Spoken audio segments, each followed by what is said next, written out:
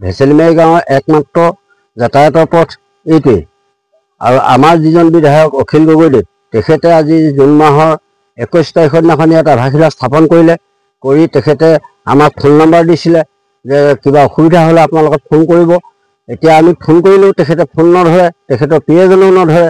আৰু ৰাস্তাটো এইগতে আধাৰ কৰি আমাৰ গাঁৱৰ যিখিনি খেতিয়ক মানুহ সৰহভাগ আছে আৰু বেপাৰ বাণিজ্য কৰি চলি থকা মানুহ সৰহভাগ আছে, তেওঁলোকে চাইকেল এখন লৈ যাব নোৱাৰে, গাড়ী এখন লৈ যাব নোৱাৰে। বিশেষকৈ আমাৰ এই গাঁওখনত 3-4 গৰাকী বয়সস্থ মানুহ অসুখীয়া, তেওঁলোকৰ যদি অকস্মাত কিবা এটা অসুখ বিসুখো হয়, ডক্টৰৰ ঘৰলৈ নিবলৈ আমাৰ কোনো সুবিধা নাই।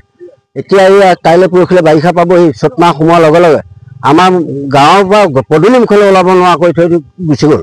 আগতে যি হৈ আছিলে ৰাস্তা এভাগে চলি আছিলোঁ, কিন্তু এতিয়া যিখিনি কৰিলে আমাক এইখিনি বহুত অসুবিধা দিছে। গতিকে আপোনালোকে বিধায়ক মহোদয়ে হওক বা মুখ্যমন্ত্ৰী মহোদয়ে হওক, তেখেতলোকে আমাৰ ভেচেলিমাৰী গাঁৱৰ ৰাস্তাটোৰ বিষয়ে অকণমান গুৰুত্ব দি খুব সোনকালে বাৰিষাৰ আগে আগে আমাক পাৰিলে যাতায়াতৰ পথটো নিৰ্মাণ কৰি দিয়ে।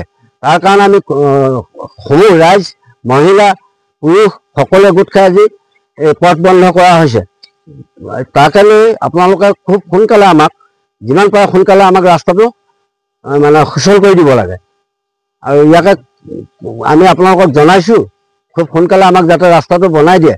আৰু এইটো ঠিকাদাৰৰ গাফিলতি যদিও নাজানো, বিধায়কৰ যদি কিবা গাফিলতিও নাজানো, মুখ্যমন্ত্ৰী গাফিলতি যদিও নাজানো, কিন্তু আমাক ৰাস্তাটো অতি সোনকালে লাগে। যদি এইখিনি কৰি নিদিয়ে, তেতিয়া অহা ইলেকশ্যন পঞ্চায়ত আহি আছে, আমি ইয়াত ভোট বৰ্জন কৰিম আৰু কোনো দলীয় পাৰ্টিক সোমাবলৈ নিদিম ভেচেলিমাৰীত। এইটো এতিয়া আপোনালোকক আমি স্পষ্টভাৱে কোৱা হৈছে সমূহ ৰাইজে।